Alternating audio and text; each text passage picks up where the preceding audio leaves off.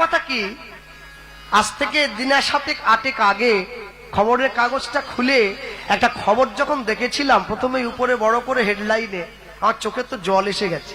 কেন জানে? বেকারত্বের জ্বালা আমি তো বুঝি। হ্যাঁ, কারণ আমি কষ্ট করে রাত জেগে অর্থ উপার্জন করি, মাথার ঘাম পায়ে ফেলে, আমি বুঝি। কি খবরটা বলুন তো? আমি যখন খবরের কাগজটা খুলে দেখলাম সারা পশ্চিম বাংলায় একসঙ্গে 26,000 ছেলে মেয়ে চাকরি চলে গেল। খবরটা সত্যি মর্মান্তিক।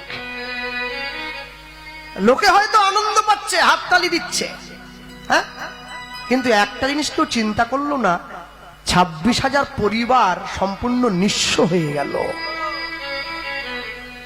নিজেদের জমিন জায়গা বিক্রি করে সহায় সম্পত্তিহীন হয়ে ব্যাংক থেকে লোন নিয়ে লক্ষ লক্ষ টাকা দিয়ে তারা কর্মসংস্থান করেছিল, দুবেলা দুমুঠো ডাল ভাত খেয়ে জীবনটা কাটাবে বলে, এক ধাক্কায় সব চলে গেছে। তারপরে মনটাকে বুঝ দিয়েছিলাম কি বলে জানেন? তাহলে যারা রাস্তার উপরে বসে দিনের পর দিন চোখের জল ফেলছে, যোগ্যতা থেকেও যারা চাকরি পায়নি, ভগবান বোধহয় তাদের চোখের জলটা সহ্য করলো না, তাই একসঙ্গে সমূলে চলে গিয়েছে সব। সমাজ বড় অদ্ভুত, ঈশ্বরের বিচার একদম নিখুঁত, আপনি পালাতে পারবেন না। আমি হই, আপনি হই, আমার বাবা হোক, মা হোক, পাপ করলে রাশি রাশি ভোগ করে না মাসি পিসি। এত সুন্দর বিচার তার না, হাতে হাতে ফল দিয়ে দেয়, শুধু ফলটা নেওয়ার জন্য অপেক্ষা করে থাকতে হয়। আমি বলে যাচ্ছি, কেউ যদি আপনাদেরকে হিংসা করে, কেউ যদি আপনাদের সঙ্গে শত্রুতা করে, আপনি কোনোদিন তার উপরে প্রতিহিংসা করতে যাবেন না। আপনি বিচারটা বিচারকের চরণে জানিয়ে দেন। আর বিচার যখন তার চরণে দিয়ে দেবেন না, তার বিচার যখন শুরু হবে, দেখবেন একবারে গোড়া থেকে নির্মূল হয়ে যাচ্ছে সব। আপনি হাসবেন, যারা আপনাকে কাঁদিয়েছিল তারা কাঁদবে। পৃথিবীতে কোনদিনের জন্য আপনারে লয়ে বিব্রত রহিতে আসে নাই কেহ অবনী পরে, সকলের তরে সকলে আমরা, প্রত্যেকে আমরা পরের তরে। আমি নিজে ভালো খাবো, নিজে ভালো থাকবো, নিজে ভালো বিছানায় ঘুমোবো, এটার জন্য পৃথিবীতে আসিনি। আমি কারো উপকার করতে না পারি, আমার জন্য যেন কারো ক্ষতি না হয়, আমি ভগবানকে সবসময় সেইটা বলবো যে আমি হয়তো পয়সা দিয়ে কারো উপকার করতে পারিনি, আমার অর্থ সামর্থ্য নেই, কিন্তু তুমি দেখো অজান্তেও যেন আমার দ্বারা আপনার ক্ষতি না হয়ে যায়। কেন, আমি যদি আপনার ক্ষতি করি, যে করে লোকের মন্দ তার মন্দ করে গোবিন্দ। সবসময়ের জন্য মনে রাখবেন, জগতে যাই কিছু করবেন না কেন, জীবনের প্রকৃত লক্ষ্য বস্তুটাকে ঠিক রাখুন।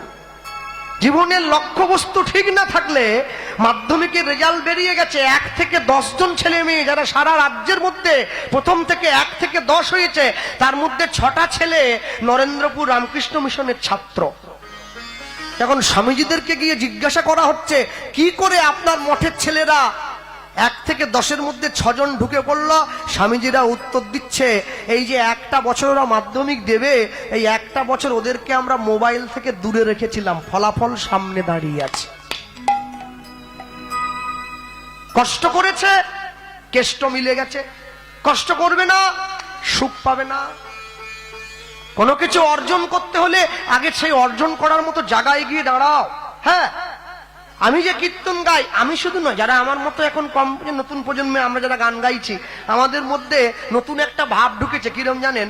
আমি যখনই দেখি রাত একটু বেশি হচ্ছে, 11টা 11:30 বাজতে গেল, এবার লোকে উঠছে, মানুষ তো উঠবেই, একভাবে কটা দলের গান শুনবে, বসবে, বাইরে যাবে, খাওয়া দাওয়া করবে।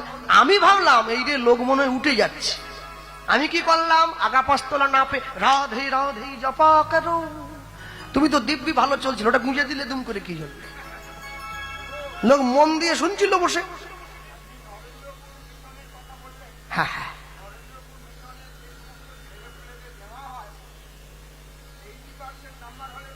সে তো 100 বার, সে তো 100 বার।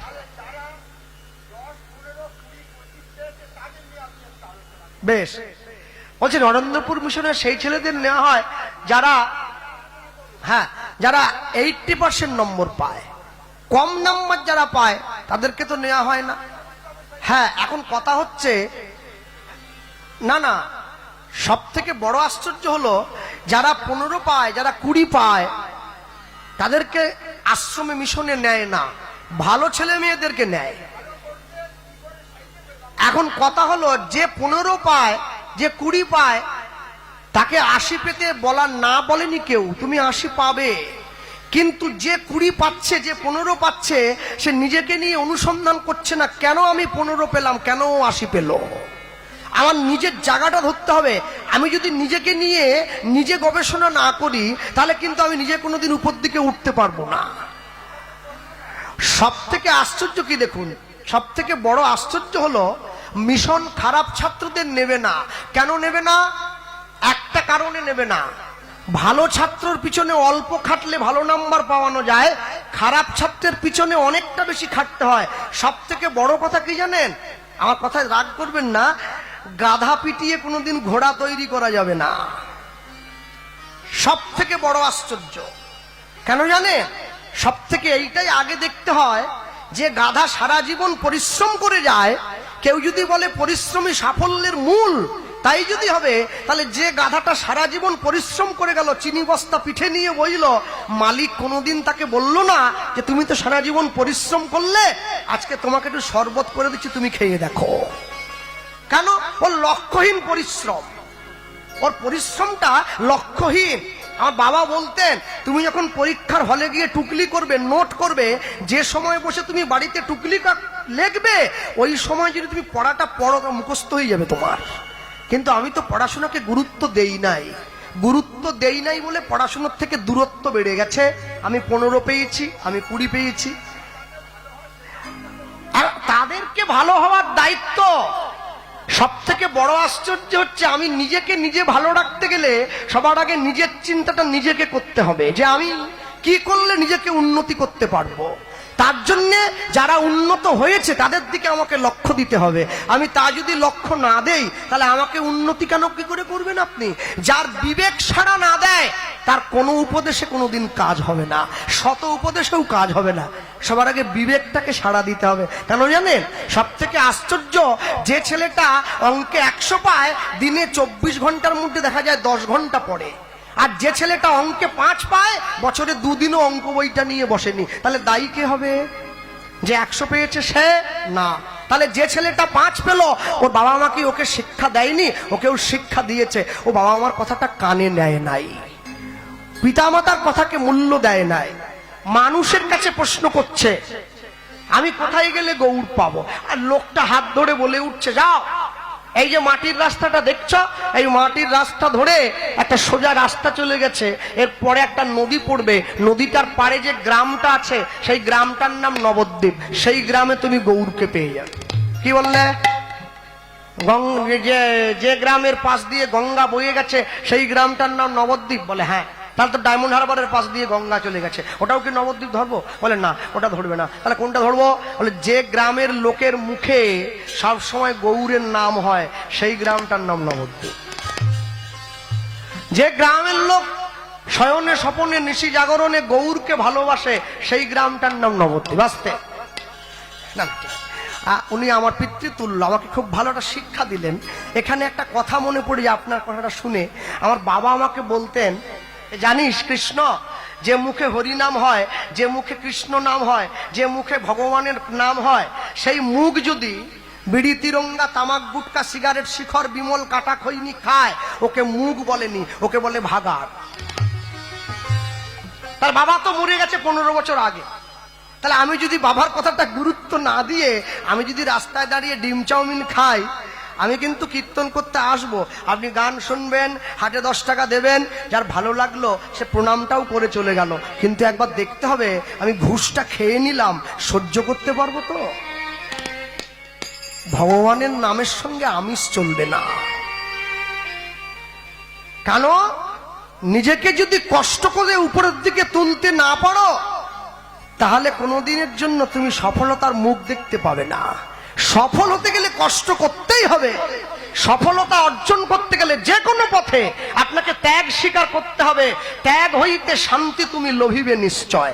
ত্যাগ যদি না করেন, জীবনে সবকিছু ভোগ দখল করে সুখের স্বর্গে পা দেওয়া যায় না। ত্যাগ করতে হয়, তবে সুখের মুখ দেখা যায়। আর যেই পরিচয়টা দিয়েছে, ছেলেটা 1 পা 2 পা করে নবদ্বীপের মাটিতে এসেছে, এসে বসে আছে। সকালবেলায় গ্রামের লোকেরা নবদ্বীপে স্নান করতে আসছে, ঠিক এই সময় নবদ্বীপে একজন বাবাজিও স্নান করতে আসছে। ওই সময় ছেলেটা মনে মনে ভাবছে, আমি যদি বাবাজির চরণটা গিয়ে জড়িয়ে ধরি তাহলে গৌরের ঠিকানা পেলেও পেতে পারি, কিন্তু এমনি এমনি ধরবো না, লুকিয়ে বসে থাকবো। বাবাজি যেই কাছে আসবে ছুটে গিয়ে পায়ে পড়ে যাবো। হ্যাঁ, বাবাজি আসছে এই পথে, মুখে কি বলছে, কে রে কাঙালের বেশে হরি নাম বিলায়, ধ্বনি নিতাই হরি হরি নাম বিলায় বিলায়, কে রে কাঙালের বেশে হরি নাম বিলায়, রে কাঙালের বেশে হরি নাম বিলায় বিলায়, ও গো প্রেম দাতা নিতাই বুঝি গৌরের পাছে পাছে ছুটে যায়,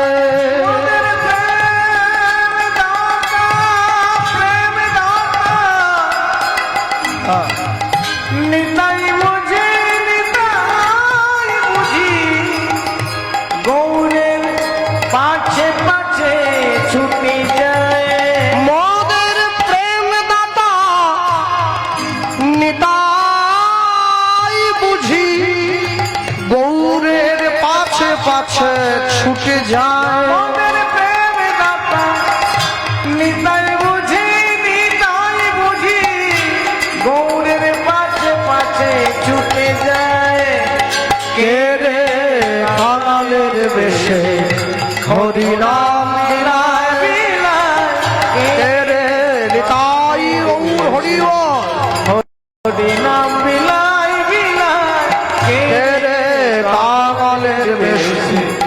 হরি নাম বিলায় বিলায়, বাবাজি তো এই পথেই আসছিল, কে রে কাঙালের বেশে হরি নাম বিলায় বিলায়, কাঙালের বেশে হরি নাম বিলায়, ঝাঁপ দিয়ে গিয়ে পায়ে পড়লো, এখানে এই পায়ে পড়ে পাচার পাচার পাচার পা ছেড়ে দে।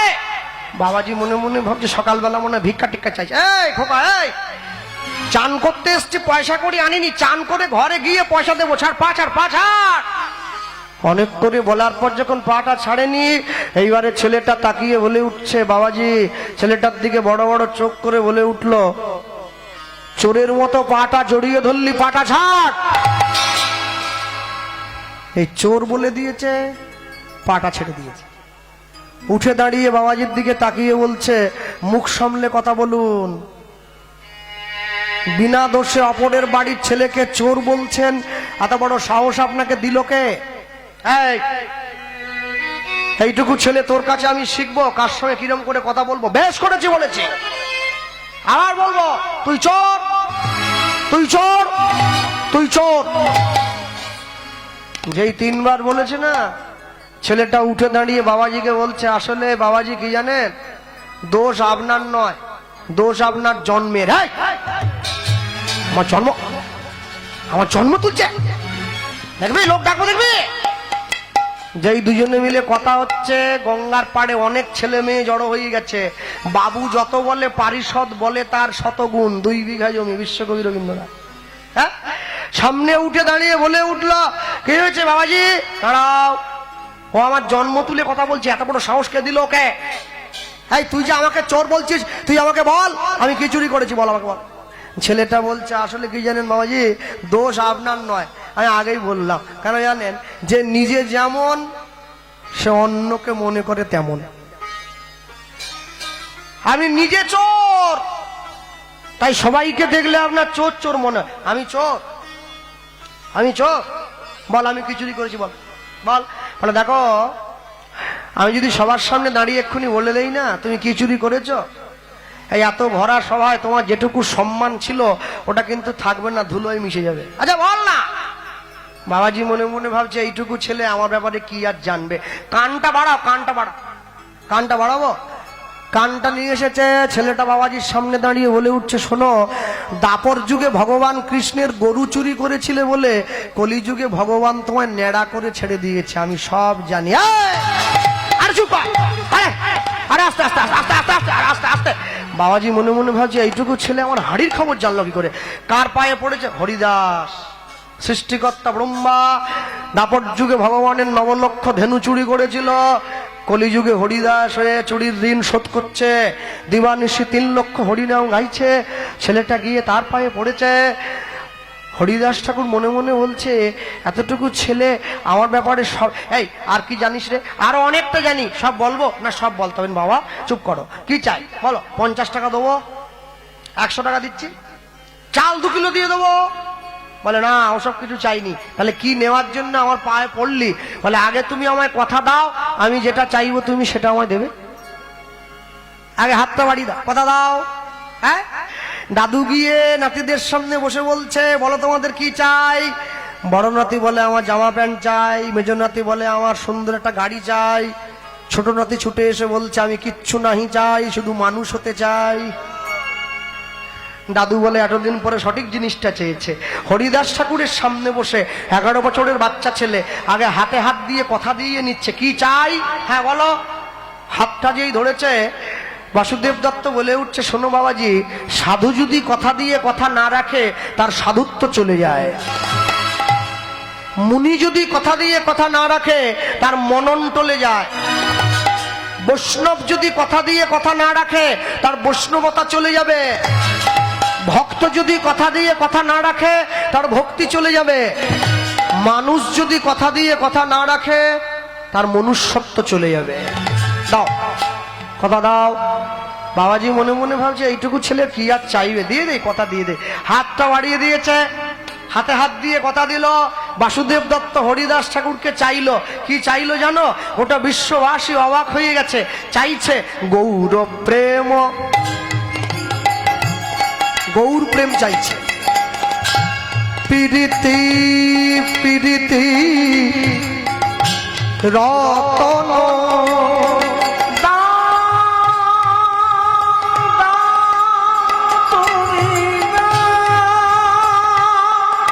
গৌর প্রেম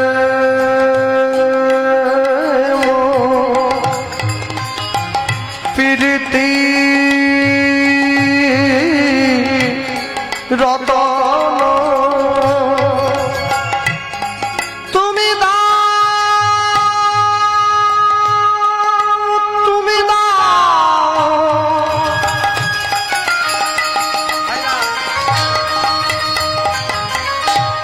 আমায় গৌর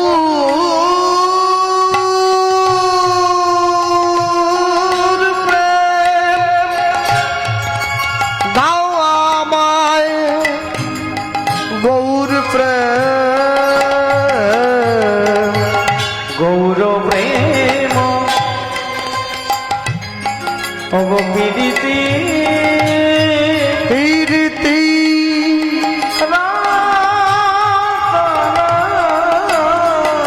শোনো, করমরে তুমি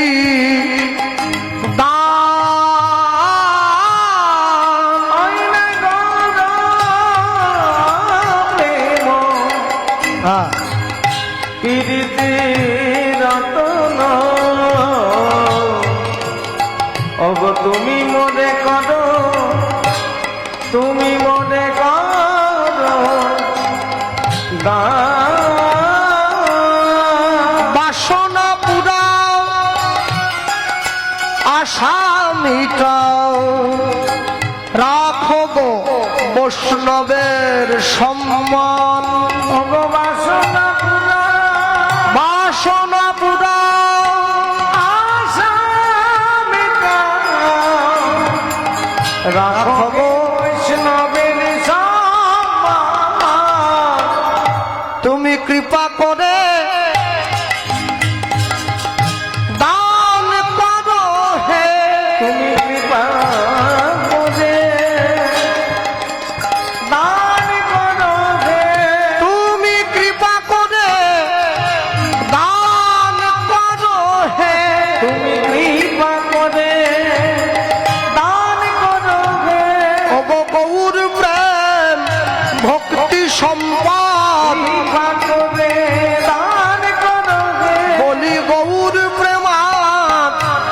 কোটি সম্পদ তুমি দিলেও গৌর দিতে পারো। কৃপা করে দান করো হে, বলি গৌর তোমার ভজনের সম্পদ কৃপা করে দান করো হে, বলি দিলেও গৌর দিতে পারো। নিতাই গৌর হরি ও দিলেও গৌর দিতে পারো। কৃপা করে দান করো হে, কৃপা করে দান করো হে, অগ বাসনা পুরা আশা মিটাও, রাখো হে বৈষ্ণবের সম্মান। অগ বাসনা পুরাও আশা মিটাও, রাখো গো বৈষ্ণবের সম্মান। গঙ্গার পাড়ে দাঁড়িয়ে হরিদাস ঠাকুর অবাক হয়ে গেল, জীবনে তার কাছে কেউ কোনোদিন এই জিনিস চাইনি। পাশে গিয়ে যখন হাত জোড়ো করে দাঁড়িয়েছে, আজ পর্যন্ত আমার কাছে জীবনে এই জিনিস কেউ কোনোদিন চাইনি, তুই আমার কাছে কেন চাইলি রে? যেই এ কথা বলেছে, এই কথা বলা মাত্র সঙ্গে সঙ্গে বলে উঠলো, একটা কাজ করলে কি হয় না, কি দিয়ে দাও চাইছি যখন। যেই এ কথা বলেছে সঙ্গে সঙ্গে হরিদাস ঠাকুর বলল, চাইছিস যখন ছুটে গিয়ে গঙ্গার জলে স্নান করে আয়, তারপরে আমি তোকে দিচ্ছি। না না, আমি চান করতে যাব, আর তুমি যদি সেই সময় ছুটে পালিয়ে যাও। এই সাধু কোনোদিন পালায় না, চোর পালায়। যা চান করে আয়। হরিদাস ঠাকুর ছেলেটাকে বসিয়ে দিয়ে ছেলেটাকে পাঠিয়ে দিয়েছে গঙ্গা স্নান করার জন্য। আর গঙ্গা স্নান করে এসেছে, হরিদাস ঠাকুর ছেলেটার কাছে এসে বলেছে, কানটা বাড়া। এ কি, আমি তোমার কাছে গৌর প্রেম চাইছি, তুমি আমাকে বলছো কানটা বাড়া? ওরে, কান না বাড়ালে প্রেম দেবো কি করে? হ্যাঁ, আস্তে, কান যদি না বাড়াস তাহলে প্রেমটা কি করে দেয়? বীজের মধ্যে বৃক্ষ আছে, কবু না যায় দেখা, নামের মধ্যে নামই আছে, হৃদয় পটে আঁকা। মনে রাখবেন, যারা এখানে বসে আছেন বা দাঁড়িয়ে আছেন না, তুলসীর মালা প্রত্যেকে গলায় দেবেন, সবাই পড়বেন। যে নিরামিষ খান সেও পড়বেন, যে আমিষ খান সেও পড়বেন, সবাই। মানুষে অজুহাত দেয় তো, আমরা এখনো মাছ খাই, তুলসীর মালা পরব কি করে? না না, যারা আমিষ খায় তারা মালাটা কণ্ঠের থেকে নামিয়ে পড়বে, যারা নিরামিষ খায় মালাটা কণ্ঠের সঙ্গে লাগিয়ে পড়বে। তবে পড়বে, পড়বে কেন জানো? লাইনে দাঁড়াও, তবে তো ডাক পাবে। যদি লাইনে না দাঁড়াও তাহলে ডাক পাবে কি করে? পড়তে হবে। আজকে তোমার মাছের প্রতি টান আছে, তুমি মাছ খেতে ছুটে যাচ্ছ, সেদিনকে মালা তোমাকে নিজের দিকে টেনে নেবে, সেদিন তুমি সব ছেড়ে দিয়ে তার চরণে গিয়ে পড়বে। এই যে রান্না করছে মায়েরা, প্রত্যেকদিন বসে রান্না করো, হ্যাঁ, ছেলে মেয়ে, মেয়ে জামাই, স্ত্রী পুত্র পরিবার সবার জন্য রান্না করে যাও। রান্নায় একটা জিনিস আছে, জিনিসটা কি জানো? তাকে তেজপাতা বলা হয়, রান্নায় দেওয়া হয়। তুমি যেমন করে নাড়ো না কেন, ও কিন্তু কারোর সঙ্গে মিশবে না, ঠিক যেমন তেমনই থাকবে। ওই তেজপাতাটা তোমাকে শিক্ষা দেয় কি বলতো? সংসারে তুমি সবার মধ্যে থাকবে, কিন্তু কারোর সঙ্গে নিজেকে মিশিয়ে ফেলবে না। যেদিনকে তোমার তার চরণের ডাক আসবে, তুমি সব ছেড়ে দিয়ে তার চরণে গিয়ে পড়বে। তুমি যদি সংসারে সবার সঙ্গে নিজেকে মিশিয়ে দাও, তাহলে তোমার জীবনে কিন্তু বিপদ খুব সম্মুখে এসে দাঁড়াবে। কেন জানো? আসতে, আমি যখন বিকেল 5টার থেকে রাত্রি 11টা পর্যন্ত টিভির সামনে বসি, সিরিয়াল দেখি, জি বাংলা, স্টার জলসা, আমার কি ঘুম পায়? পায় না। ঘুম পেলেও চোখে জল দিয়ে আবার এসে বসি। হ্যাঁ, একবার জগদ্ধাত্রী, একবার অনুরাগের ছোঁয়া, একবার নিম ফুলের মধু, একবার হরগৌরী হোটেল, হ্যাঁ, এদিকে একবার ওদিকে একবার, এদিকে একবার ওদিকে একবার, সব দেখছে বসে। মানুষের ঘুম পায় না। কেন পাবে না? বলে একটা কারণের জন্য ঘুম পায় না, মানুষ সংসার ভাঙার গল্প দেখছে। আমি দেখছি অন্যের সংসার ভাঙবো, হ্যাঁ, সংসার ভাঙার গল্প বসে বসে দেখো, তোমার ঘুম পায়, ঘুম পেয়ে যায় না। তুমি যখন হরিনামের আসনে এসে বসো, তোমার ঘুম পায়। কেন পায় বলো তো? কি জন্য ঘুম পায় জানো? ভগবানের নামের সঙ্গে তোমার মনের মিল হয় নাই, তাই ঘুম পাচ্ছে।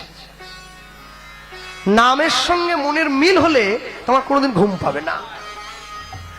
নামের সঙ্গে যদি মনের মিল হয়, কোনোদিন ঘুম পাবে না। আর নামের সঙ্গে যদি মনের মিল না হয়, এক কথায়, যে মদ খায় তার নেশা কেটে যায়, কিন্তু মদ যাকে খায় তার নেশা কোনোদিন কাটবে না।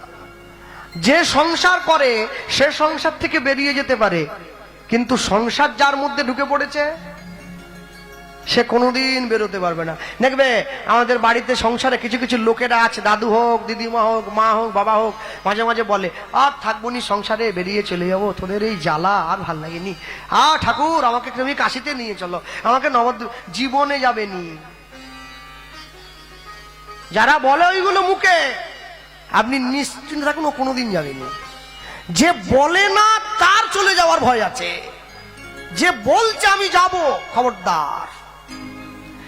যে দোকানের উপরে লেখা আছে সততাই একমাত্র মূলধন, honesty is the best policy, সেই দোকানে খবরদার যাবেন না, ও সব থেকে বড় চিটিংবাজ।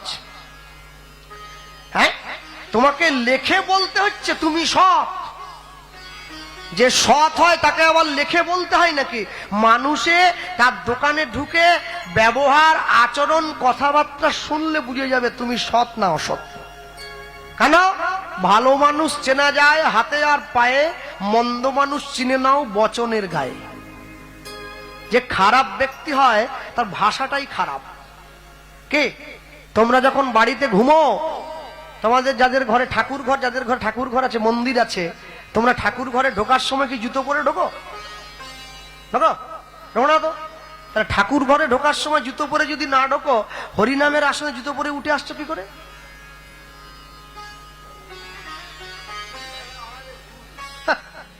কবে বোধ হবে?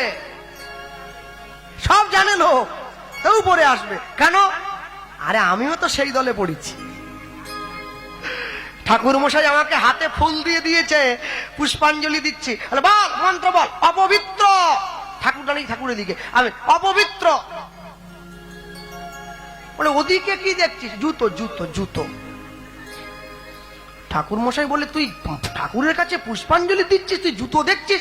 না না, 2000 টাকার জুতো চুরি হয়ে ঠাকুর দেবে?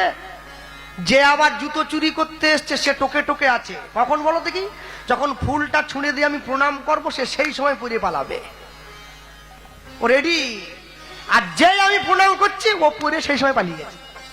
তারপরে আর কি, মন্দিরের বাইরে এসে পুজোর থালাটা মাকে দিয়ে বললাম, তুমি থালাটা ধরো, আমি ঠাকুরের সঙ্গে হিসাব মিটিয়ে আসি। যে ঠাকুর আমার জুতোর দায়িত্ব নিতে পারেনি সে আমার দায়িত্ব নিবে কি করে ভাবলে? তারপরে মন্দিরে গিয়ে ভগবানের কাছে যখন নালিশ করতে গেলাম, শুকনো মুখে ফিরে এসছি। আমার মা বলছে, কি নালিশ করা হইলো? আমি বলি, দূর, নালিশ করিসনি, কি করে করব? যাকে নালিশ করতে গেছি তার নিজের পায়ে তো জুতা নাই, সেই তো খালি পায়ে। তাহলে যার নিজের পায়ে জুতা নাই সে কি করে আমার দায়িত্ব নিবে? খবরদার, কোনোদিন নিতে পারবে না। মানুষ ভগবানকে জুতোর দায়িত্ব দিয়ে দিচ্ছে। 4 বছরের ছেলে টিভির পর্দায় দাঁড়িয়ে বলে, হাই হ্যালো ছাড়ো, হরে কৃষ্ণ বলো। এইটুকু বাচ্চা, ভাগবতার ব্রহ্মচারী, এইটুকু ছেলে।